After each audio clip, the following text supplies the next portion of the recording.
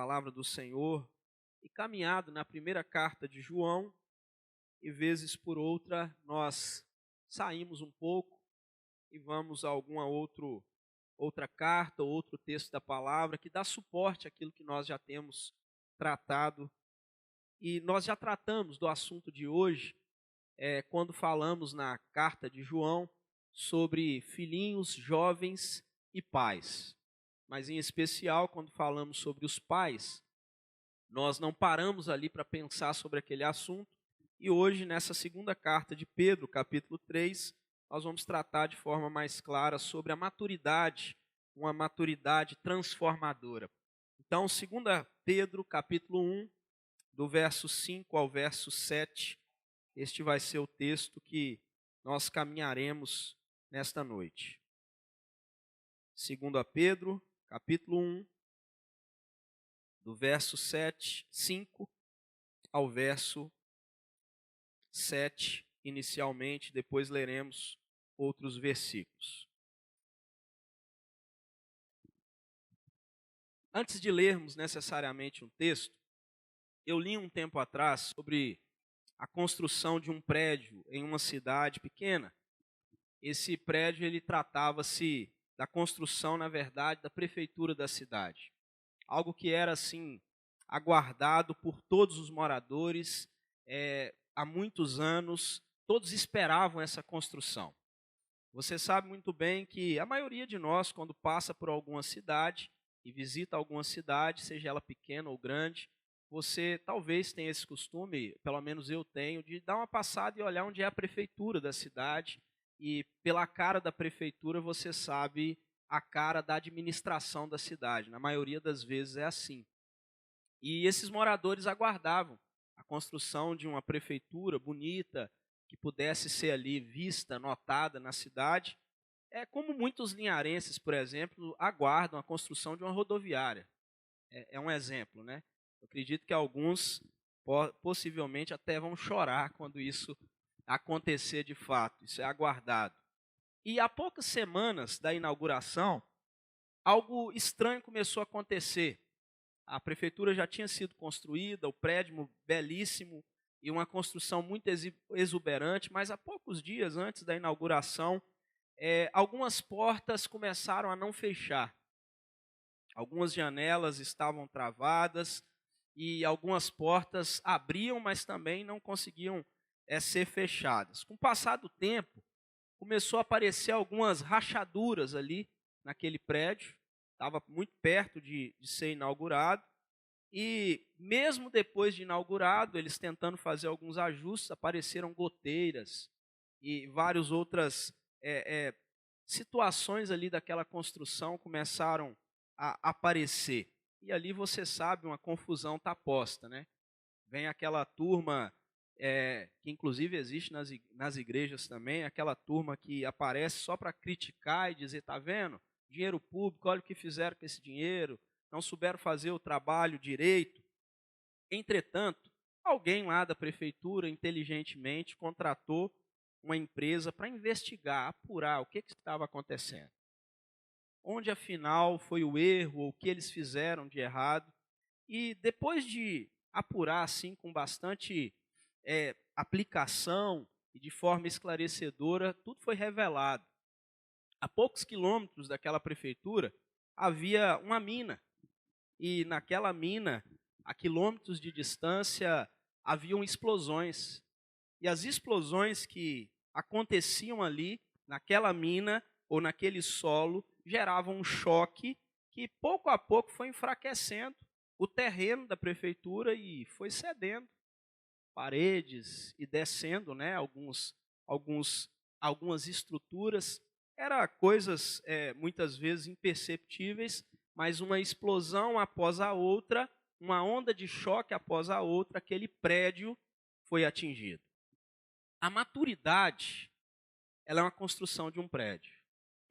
E quando a gente fala de maturidade, nós estamos falando de algo muito aguardado para a nossa vida. Você conversa com a criança aí de poucos anos de vida, isso tem uma das coisas que essas crianças esperam é ser adultos logo, crescer logo, para tomarem suas próprias decisões, para terem sua própria direção. E a maturidade, ela é algo aguardado por várias pessoas. Eu não sei se você já ouviu falar do Sir Arthur Conan Doyle. Ele é um médico, famoso criador daquela série que muitos conhecem como Sherlock Holmes. E esse criador dessa série, uma certa vez, ele resolveu fazer uma brincadeira. E ele fez uma brincadeira, enviou um telegrama, né? Na sua época ali, ele enviou um telegrama aos seus amigos mais influentes e famosos, e o telegrama dizia simplesmente o seguinte: tudo foi descoberto. Só isso que o telegrama dizia. Ele não esperava nem o resultado, nem a repercussão do que ele escreveu, só que dentro, isso é a história na Inglaterra, dentro de 48 horas, a maioria das pessoas que havia recebido aquele telegrama deixou o país e desapareceu. Imediatamente. Sinceramente, ninguém, em especial, né, nós crentes, por exemplo, ninguém espera levantar de manhã planejando arruinar a reputação, arruinar a própria vida, fazer com que a sua integridade seja jogada ao chão, o seu casamento, sua vida, sua história. Ninguém levanta pensando isso. Sejamos muito sinceros.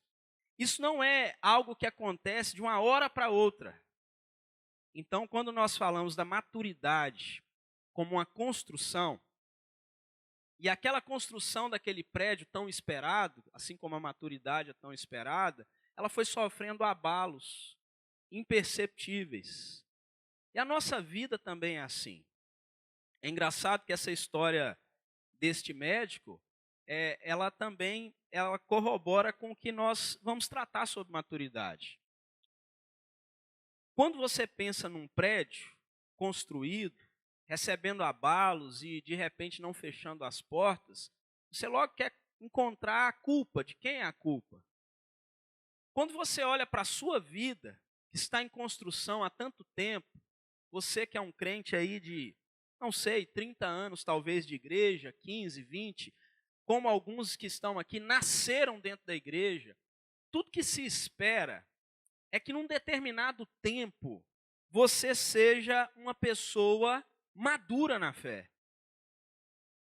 Não se espera menos do que isso de nenhum crente, ou não deveria esperar menos do que isso de nenhum crente. Existem algumas questões sobre a Bíblia, a vida cristã, a vida com Deus, que já deveriam ter sido resolvidas no nosso coração. Pelo tempo de caminhada que nós temos, todos os sermões que já ouvimos, de diversos pastores, várias vezes, alguns de nós já ouvimos o sermão em um mesmo texto várias vezes. Isso nos leva a pensar numa pesquisa que foi feita com alguns adultos que se identificavam como crentes. Essa pesquisa, ela listou 8 atividades e perguntou, a pessoa não precisava colocar o nome de forma anônima, e perguntou quais daquelas atividades os entrevistados haviam se envolvido na última semana. E, para susto geral, os resultados foram alarmantes. Foi o seguinte: na semana anterior, 28% daquelas pessoas haviam se envolvido com coisas profanas. 20% haviam apostado em jogos de azar, o que seria hoje o jogo do tigrinho e as várias bets, apostas esportivas. 19% tinham visto pornografia. 12% tinham fofocado sobre outras pessoas. 12% haviam ficado bêbados. 11% tinham mentido. E 9% tinham se envolvido sexualmente com outra pessoa que não seu cônjuge. E isso em apenas uma semana. Isso nos assusta? Talvez não. Porque vivemos em um mundo com pessoas que pecam. Mas em compensação deveria servir de grande alerta para nós. De entender que muita gente que se diz crente, ele na verdade nunca chegou perto de ser alguém maduro na fé. E o que nós precisamos então para sermos maduros ou chegarmos a medida da maturidade cristã. Alguém disse certa vez que maturidade espiritual não é medido pela quantidade de vezes que você pecou, mas pela rapidez com que você se arrepende do seu pecado. A questão não é pecar ou não pecar. A questão é o quanto você é rápido em reconhecer que pecou e errou diante de Deus. E é nesse ponto que nós vamos caminhar nessa noite, pensando um pouquinho sobre isso, na maturidade como uma construção que pode sofrer abalos, e esses abalos podem colocar toda a sua estrutura a perder se você não cuidar de forma detalhada desse assunto. Vamos tirar um tempinho para orar? Ore pela sua vida, peça a Deus para falar ao seu coração, logo em seguida nós leremos o texto que nós temos diante de nós.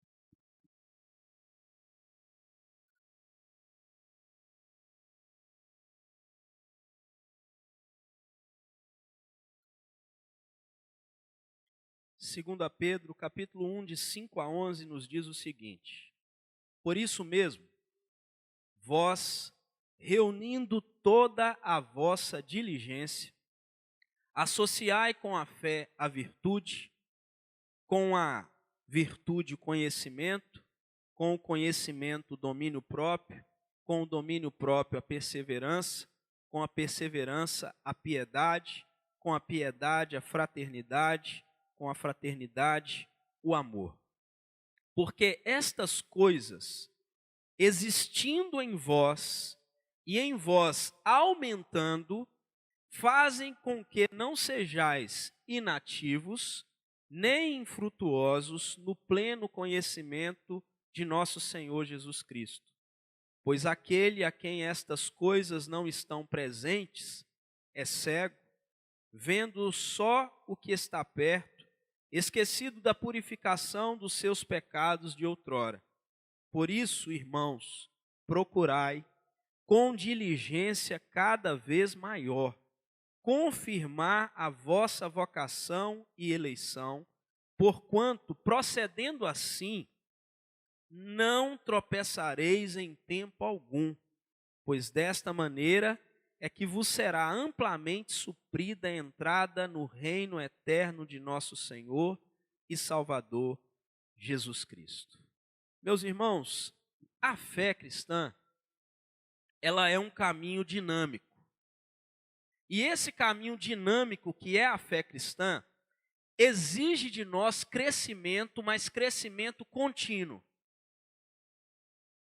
Quando você olha para a ideia bíblica, que é encontrada neste texto e em outros, por exemplo, Efésios 4, a Bíblia está nos dizendo que nós temos que crescer até chegarmos à plenitude do conhecimento de Cristo Jesus.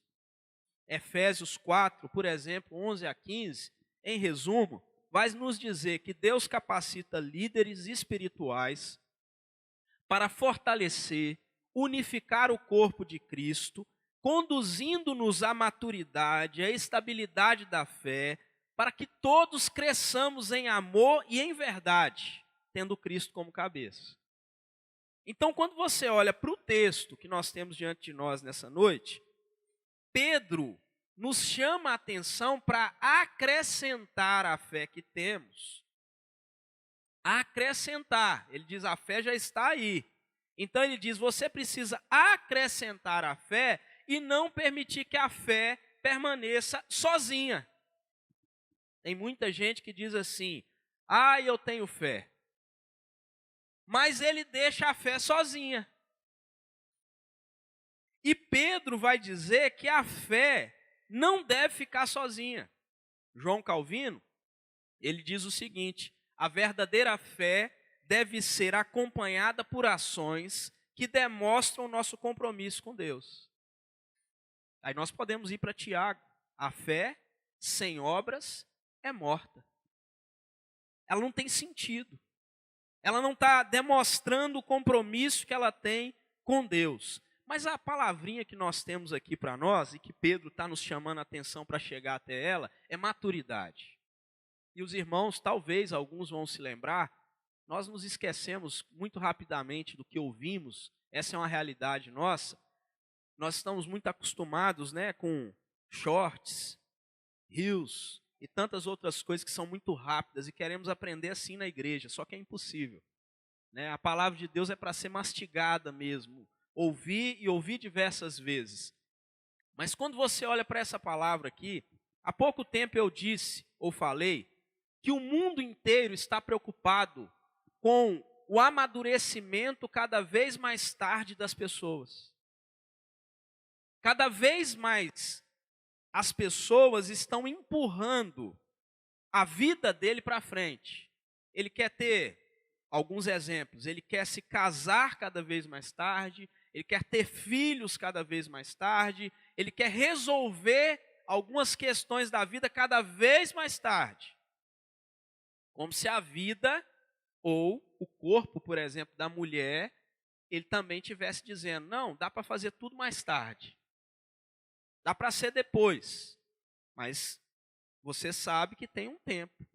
Um tempo em que o corpo da mulher está preparado, por exemplo, para essas ações. Lógico, Deus pode fazer coisas magníficas e faz, continua agindo de forma magnífica, mas ainda assim a ciência nos mostra que existe esse tempo, e essa ciência vem da sabedoria do próprio Deus, que mostra isso nas Escrituras, através de muitas mulheres. Quando você olha para a manifestação da maturidade na Bíblia, é extremamente importante para o cristão, e a Bíblia deixa isso claro, sair da infantilidade. Ser um cristão infantil é ser um peso para a igreja. E é ser um peso para quem anda do seu lado, como cristão. Então, quando você tem um casamento, por exemplo, onde a mulher, e isso acontece via de regra, de forma muito clara, as mulheres, elas costumam amadurecer de forma mais rápida ou de forma mais acelerada do que os homens. Isso é algo que você reconhece e é visto e é notado. Quando você tem um casal em que um deles fica ali nesse processo de não amadurecer, não dá para colocar o sujeito enrolado no jornal no forno. Não dá. Não dá para tentar pegar ele, como muitas pessoas pegam aí o mamão, riscar para ver se acelera o processo. Porque não acelera. Então, quando nós falamos de maturidade, principalmente maturidade cristã, a Bíblia tem um chamado para nós deixarmos o berçário. E esse é um chamado urgente da Bíblia. A Bíblia tem nos chamado para deixar para trás algumas atitudes infantis, que insistentemente alguns de nós continuam tendo, mesmo com o passar dos anos. Tem gente que se dói, ainda hoje, por coisas que ele se doía há 20 anos. Ele se doía lá na UCP por aquilo, se doeu na UPA, na UMP, e agora ele está na SAF e continua doendo. As mesmas coisas, percebe? Ele era criança, vivia lá na família dele, ou onde ele foi criado, e lá naquela convivência familiar, ele era aquela pessoa doída em algumas coisas ali dentro de casa, e ele continua sendo esta pessoa agora. no ambiente de trabalho, junto com a família. Ele continua agindo dessa forma. Então a Bíblia ela nos faz um chamado. E qual é o chamado bíblico? É que nós possamos amadurecer. Só que Pedro, ele nos deixa claro que isso não vai acontecer de forma instantânea. É preciso ter esforço. E é isso que ele vai deixar claro aqui para nós. Existe uma parte que eu e você vamos fazer. Embora a nossa maturidade cristã, ela não necessariamente dependa de nós. Ou de forma essencial, ela não depende da nossa vida. O que isso quer dizer? Eu gostaria de tentar trazer para a sua mente essa realidade em uma frase. E essa frase ela é muito importante para nós, é aquela ali. Ó. A nossa maturidade espiritual, ela não se baseia em nossos esforços. Isso fique claro para o nosso coração. Embora você tenha que se esforçar. Mas a nossa maturidade, ela é obra redentora de Cristo. Aquele que começou a boa obra, ele vai terminar essa boa obra. Existe o meu esforço, isso é nítido. Pedro deixa isso bem claro quando ele diz, ou usa algumas expressões aqui, em especial, verso 5, quando ele diz assim, ó, reunindo toda a vossa diligência. Preste bastante atenção nisto. O que Pedro está dizendo quando ele diz assim, reunindo toda a nossa diligência. O que você entende que é reunir toda diligência? Existem algumas frases em textos bíblicos que é impossível a gente não parar para pensar nelas. É mais importante o que Pedro está dizendo aqui nessa frase do que todo o restante. Se você não entender aqui, não entende nada. Então ele diz o seguinte, reunindo toda a vossa diligência. Vamos aos significados. Primeiro, a palavra que ele usa aqui é reunindo. Reunindo é uma ação, segundo esse texto. Se você for lá e buscar no significado original do que o apóstolo Pedro quis dizer, é uma ação deliberada, consciente, de adicionar a algo que você já possui. Você tem que colocar algo a mais. Você tem que multiplicar ao que você já tem. Parece muito com aquele texto de Gênesis, quando as mulheres, algumas mulheres até leem o texto errado, e alguns irmãos também leem o texto errado, quando fala assim, a mulher não tinha dor nenhuma para ganhar filho. Mas o texto diz, multiplicarei. Já existia alguma coisa, não era no nível que as irmãs aí enfrentam, mas multiplicarei. Já existia ali, já tinha um processo. E muitas vezes a gente não percebe isso no texto. Pedro vai dizer, ou usar essa expressão, dizendo o seguinte, você precisa reunir, adicionar, e para adicionar algo à sua fé, reunindo toda a vossa diligência, você tem que ser intencional. Tem que ter intencionalidade. Você não vai adicionar algo se você não tem a intenção de mudar o sabor. Você não pega aquela panela que você coloca ali para fazer comida e de repente vai lá no armário e busca um tempero. Eu acredito que a maioria que cozinha é assim. Você chega até a panela e quando você acrescenta ali algo, você quer que aquele sabor do algo que você está acrescentando entre naquela comida. E que alguém, pelo amor de Deus, sinta e perceba que tem algo diferente. Quando a pessoa está ali comendo, ele fala assim, nossa, o que você fez aqui? Não é bom quando as mulheres ouvem isso? Sim ou não?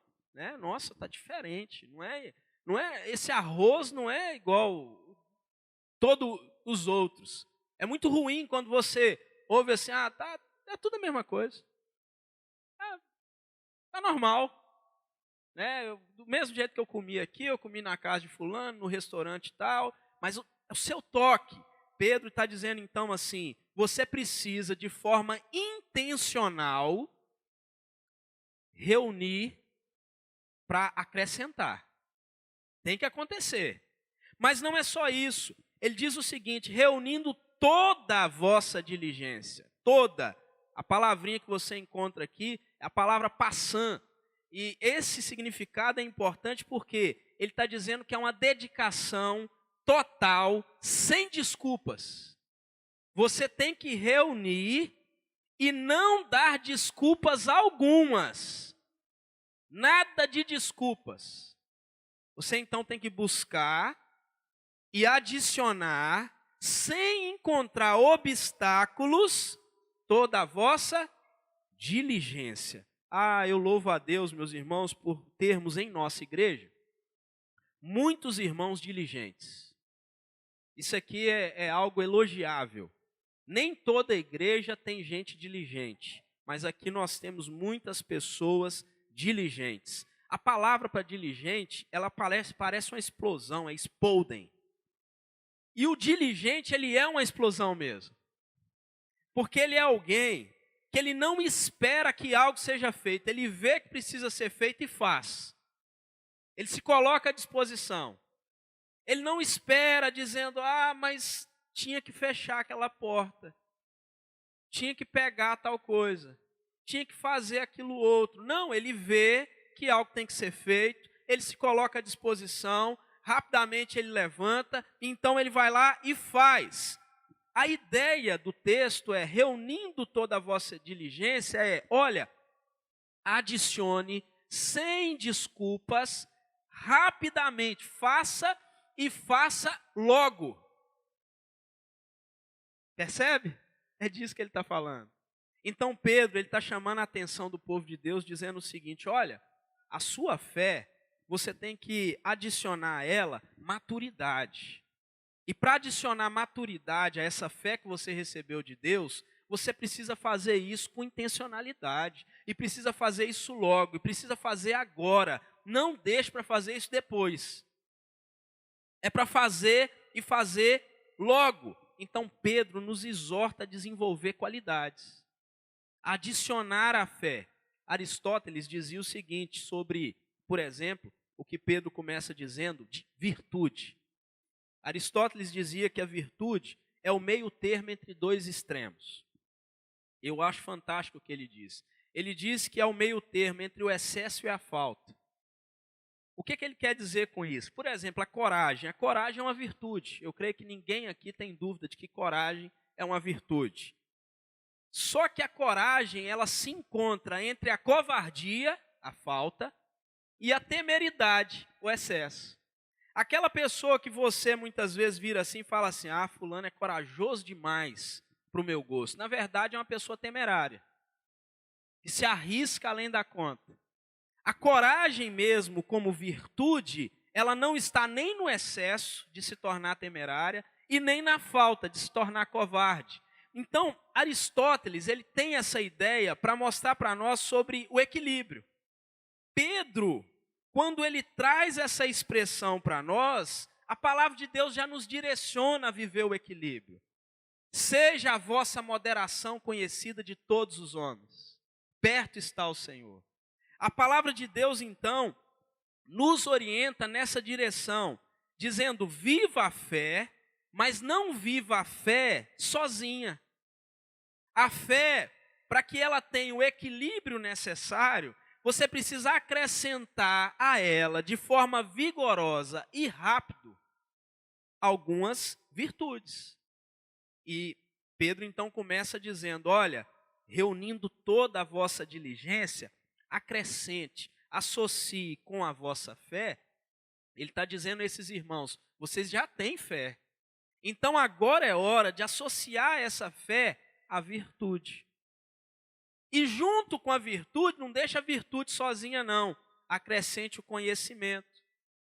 E junto com o conhecimento, acrescente o domínio próprio. Quantas pessoas por ter conhecimento demais não sabem se dominar? Mesmo tendo muito conhecimento. Acrescente ao domínio próprio a perseverança. A perseverança, a vida piedosa. E a vida piedosa, a fraternidade. E a fraternidade, o amor. Hoje pela manhã, algumas crianças aprenderam sobre o fruto do Espírito. E você percebe, né, teve até um irmão que comentou comigo, falou, a vida toda eu falei frutos do Espírito. Mas é o fruto, com diversas qualidades, virtudes, características. Está tudo naquele fruto do Espírito. E que precisa ser desenvolvido sempre, em conjunto. E aqui Pedro, então, vai na mesma fonte, e Agostinho de Hipona, por exemplo, enfatizava que essas virtudes refletem a verdade, na verdade, o resumo dos 10 mandamentos. De tudo aquilo que Deus espera de nós, que é o amor ao próximo, mas acima dele, o amor a Deus. Eu quero te fazer uma pergunta. Você tem fé? Essa é a primeira pergunta. E rapidamente talvez você me diga assim, claro, eu tenho fé. O que você tem vigorosamente e diligentemente acrescentado à sua fé? Porque não basta, conforme Pedro está dizendo, não pode deixar a fé sozinha. O que você tem acrescentado à sua fé? A sua fé está acompanhada de virtude? Suas virtudes ou a sua virtude está acompanhada de conhecimento? Seu conhecimento está acompanhado de domínio próprio? Seu domínio próprio está acompanhado de perseverança? E com a perseverança você tem acrescentado piedade? E com a piedade, fraternidade? E com a fraternidade, o amor? Vamos ler agora o verso 8 e 9. Os irmãos leiam, por favor.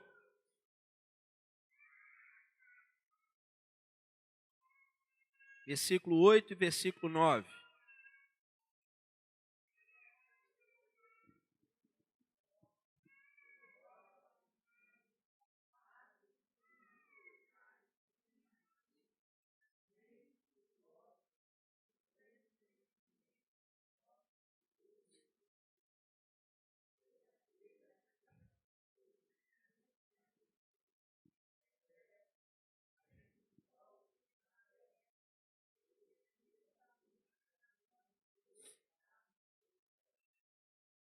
Meus irmãos, como não estagnar na fé?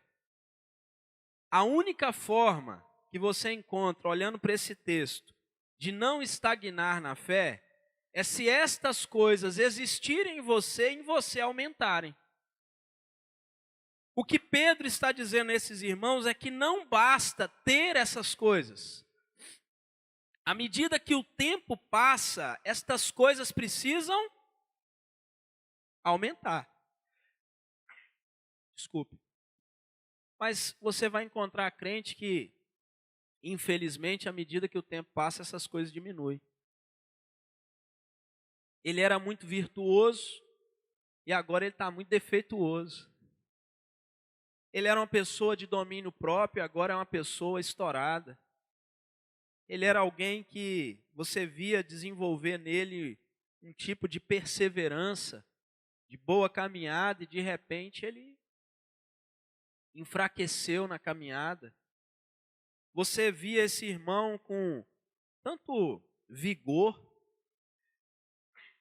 numa vida física e de repente ele agora não tem vigor algum, ele caminha como se ele nunca tivesse sido alguém capaz de andar com Deus, de se conduzir diante de Deus. Você conhece pessoas assim? Mas a pergunta pior não é essa, é você tem sido uma pessoa assim? Em que, à medida que o tempo passa, você não tem sido mais alguém que procura, de forma diligente, associar à sua fé virtude, conhecimento, domínio próprio. As expressões que você encontra aqui são muito importantes. Eu parei numa primeira frase, reunindo toda a vossa diligência, e aqui a gente para numa segunda frase, que diz assim: porque estas coisas, existindo em vós, e em vós aumentando. Talvez o grande mal que você vai encontrar é que nenhuma dessas coisas existe em você. Talvez você olhe para a sua vida e você não tem nada dessas virtudes, dessa perseverança. E é muito importante notar que a marca de alguém que anda com Deus é a existência exatamente destas coisas. Não basta ter fé. Se você sair pela rua amanhã ou qualquer outro dia e conversar com diversas pessoas e perguntar assim: você tem fé? Várias pessoas vão dizer: eu tenho fé. Ele talvez não vai saber te explicar em quê, mas ele tem fé. Aqui a grande questão é Pedro dizendo: olha, essas coisas que existem em vocês, elas não podem ficar, essa fé que existe não pode ficar sozinha. Mas tendo tudo isso, não pode ficar parado. Tem que aumentar. Você, às vezes, vê pessoas que não fazem, que tem dinheiro, mas não faz o dinheiro render. Aquela pessoa que guarda o dinheiro dentro do colchão. Ainda existe, por incrível que pareça. Gente que às vezes tem um ponto de comércio e não coloca para alugar. Eu fiz um cálculo com um senhor há alguns anos. Ele tem um ponto de comércio, numa boa rua, num bom bairro, que ele deixou nos últimos 20 anos com entulho. Sabe, aquele negócio assim, o Marcelo de repente falou assim: rapaz, eu estou precisando guardar um negócio aí, nesse ponto seu aí, você deixa eu guardar? Deixa. Aí o filho, eu estou precisando guardar um negócio aí, pode? Pode. E ele foi deixando. Aí um certo dia, nós conversando, eu falei assim: por que o senhor não coloca esse ponto para alugar? Está há tantos anos aqui, parado, tem alguma dificuldade? Eu falei: o pessoal foi colocando as coisas aí dentro.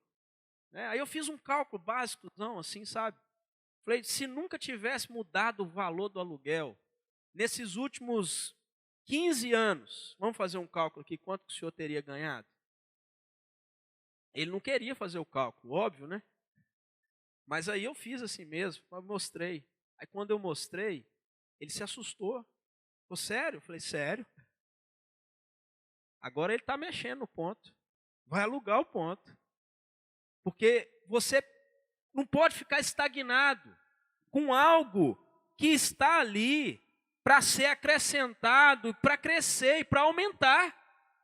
E é isso que Pedro está dizendo: olha, eu quero lembrar vocês que se existem essas virtudes em vocês, e se elas existirem e elas aumentarem, olha o que ele diz: isso é que vai fazer você não ser um crente inativo e infrutuoso.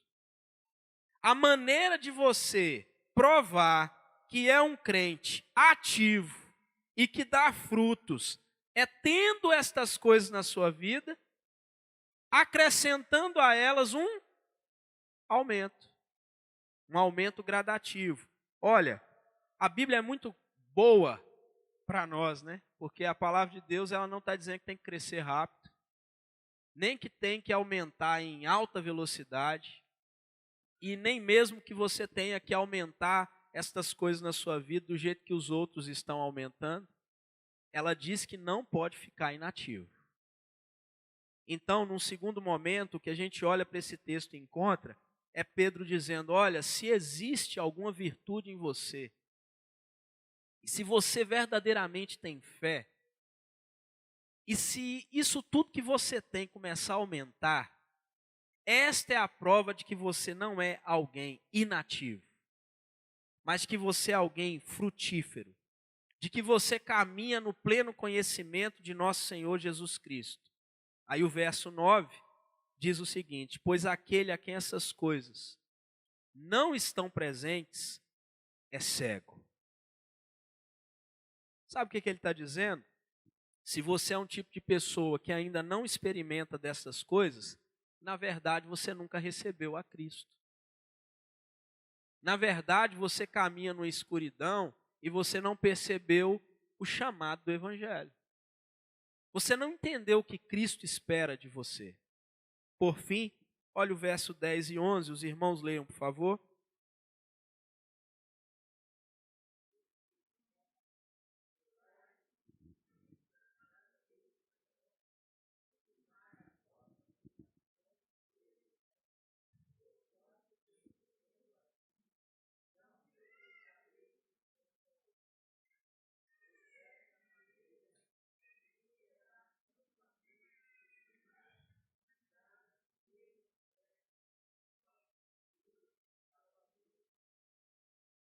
Você já viu algum crente corajoso? É só os corajosos que fazem isso. Conversando com você e de repente ele faz, talvez as pessoas só façam essas perguntas para pastores. Como eu posso saber que sou salvo? Talvez isso passe pelo seu coração. Né? Tá aí aqui a resposta. Lembre, nossa salvação não depende de nós. Só que Pedro vai dizer o seguinte: procurai. Aí ele volta para a diligência de novo. Com diligência cada vez maior, confirmar a vossa vocação e a vossa eleição. Não depende de você, mas existe uma parte que você precisa confirmar da sua vocação e da sua eleição. E olha, não dá para deixar passar o que ele está dizendo. Procurai com diligência cada vez maior. Se lá no verso 5, ele nos chama a reunir toda a vossa diligência de forma intencional, no verso 11, no verso 10, ele vai dizer o seguinte: olha, a sua diligência também tem que aumentar, ser cada vez maior. Você tem que se aplicar cada vez mais a uma diligência, a uma vida intencional, a uma intensidade cada vez mais clara, para confirmar que você tem vocação e que você é eleito por Deus. Não depende de nós a salvação, mas você tem que procurar de forma diligente e cada vez mais aplicado, confirmar que você é vocacionado e que você é eleito de Deus em Cristo Jesus. Como que isso acontece? Frutos. Uma vida frutífera. Ah, pastor, mas Jeremias pregou 40 anos e ele não viu nenhuma pessoa ou ninguém se arrependendo. A Bíblia não está dizendo desse tipo de fruto. Sabe qual que é o fruto de Jeremias? Permanecer 40 anos pregando a verdade, ainda que ninguém tenha se arrependido. Não mudou o pé nem para um lado, nem para o outro, continuou numa vida reta com Deus, pregando a palavra, apesar da nação não ouvir, não se dobrar, não mudar. Ele continuou vivendo uma vida de integridade na pregação da palavra. Um dos melhores exemplos que pode ser visto na vida profissional, por exemplo, de cada um de nós. Você percebe que as pessoas, à medida que os anos passam, a maioria dos profissionais que estão aqui, pelo menos os que eu observo mais de perto, procuram comprar ferramentas melhores. Não é assim? Até a dona de casa, depois de um tempo, ela troca o fogão. Quer trocar o armário. À medida que o tempo passa, nós procuramos ter conhecimento na nossa área de atuação. De talvez trazer ideias novas, de ter um conhecimento do que está acontecendo, de sair um pouco daquele método, do uso daquela ferramenta. E você sabe que na área profissional, se você não caminha para esse tipo de atitude, você fica estagnado.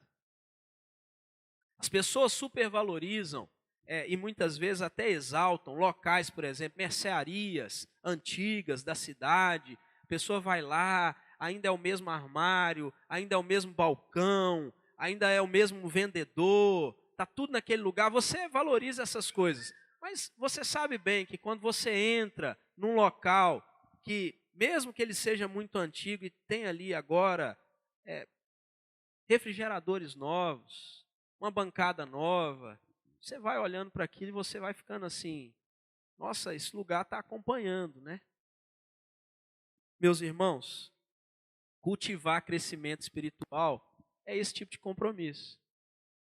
É um compromisso ativo de crescer em Deus, de conhecer mais a Deus, para reconhecer quem Ele é. Você busca, às vezes, de forma tão diligente, conhecer mais da sua profissão, mais da sua área, mais da sua atuação, mais sobre os assuntos que são relevantes para você, mas o cristão precisa ter, como diz Pedro aqui, diligência cada vez maior em crescer numa vida com Deus. Então, meu querido irmão, 40 anos depois da sua conversão, tudo que se espera de você é que você seja um cristão melhor. Um cristão que conhece mais de Deus, que entende mais de Deus. Pastor, eu passei meus últimos 30 anos na igreja e isso não aconteceu. Então é a partir de agora. Você vai ter que correr atrás do tempo perdido. Sim. E não precisa acelerar demais, não. Porque o Deus Todo-Poderoso que te conhece e sabe que você ficou estagnado, Ele é poderoso para completar a obra até o dia final. Porque depende dEle. Por mais que nós nos esforçamos. Então, quando nós olhamos para esse texto, um texto tão desafiador para a nossa vida, Pedro nos convida a um processo contínuo de transformação. Contínuo. A justificação, fato, mas a santificação, processo. A maturidade é um processo contínuo, um crescimento diário, evitando a estagnação espiritual. Você leu a Bíblia segunda, terça, quarta, falhou na quinta, falhou na sexta. O convite de Deus é: sábado você volta, continua no domingo, continua na segunda de novo, na terça de novo, falhou na quarta, continua na quinta de novo. É isso. E é disso que Pedro está tratando. Você não pode falhar na quinta e dizer: eu não consigo, eu não posso, eu sou muito fraco nisso, e de repente na sexta, sábado, domingo, segunda, aí você ficou estagnado. Falou: eu não consigo mesmo, isso não é para mim. Pedro nos convida a não estagnar. Pedro nos convida e nos desafia a confirmar que somos eleitos. E como que nós confirmamos que somos eleitos, segundo Pedro? Vivendo uma vida virtuosa. Atitude, bom testemunho, mudança, transformação sendo vivida diariamente. Como que Pedro nos convida ou nos faz esse desafio? Perseverar com confiança de que seremos bem recebidos no reino de Deus. Está aqui no verso 11. É assim que você confirma. Então pense bem comigo. 3 aplicações para a nossa vida. Maturidade não é um destino. Embora a gente ache que é o alvo principal, a maturidade é um processo contínuo. E todo processo, qualquer um aqui que está iniciando algum processo, todo processo requer o quê? Compromisso. Aprendizado e aplicação prática da palavra de Deus no dia a dia. Todo processo é preciso ter compromisso. Quando você começa um curso, uma pós-graduação, que vai durar 2 anos, 3 anos, você tem que ter compromisso com isso. Ou você desiste na metade do caminho. Ou você deixa tudo para trás. Então, maturidade é um processo contínuo. Pastor, estou há 40 anos e percebo que eu amadureci 5. Glória a Deus pelos 5, melhor do que nada. Foi medíocre, mas melhor do que nada. Vamos correr atrás de melhorar. Eu tenho 40 anos de igreja, amadureci 30. Louvado seja Deus pelos 30, mas faltou 10, né? Dá para melhorar. Dá para ser melhor. Dá para amadurecer mais. Segunda aplicação para a nossa vida. Repita isso para o seu coração várias vezes. Nossa maturidade espiritual não se baseia em nossos esforços, embora dependa e precisa que eles aconteçam. Eles estão baseados na obra do Redentora de Cristo. Você precisa se esforçar. Isso faz parte dessa caminhada. Mas olha bem, essencialmente não se baseia no seu esforço. Porque se baseasse no esforço, aí você poderia fazer como todos os outros, tem a melhor versão de si mesmo. Reescreva a sua história.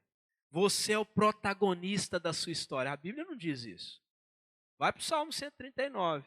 Ele é o autor da nossa história, da nossa vida. Cada um dos nossos dias foram escritos e determinados quando nenhum deles havia ainda. Então, nossa maturidade não se baseia essencialmente nos nossos esforços, mas precisa acontecer esforço. Você tem que lutar por ele.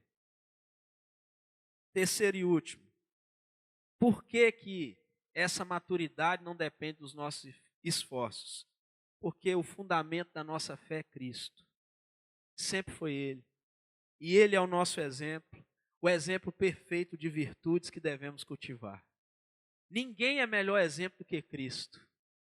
Das virtudes que precisamos buscar, do modo como devemos viver, da maneira como devemos nos comportar. E esse Cristo Jesus, no qual se baseia toda a nossa maturidade, até onde vamos chegar, esse Cristo Jesus é que morreu na cruz por nós. E a Bíblia nos diz que Ele fez isso para nos entregar diante de Deus santos, puros, limpos, maduros na fé.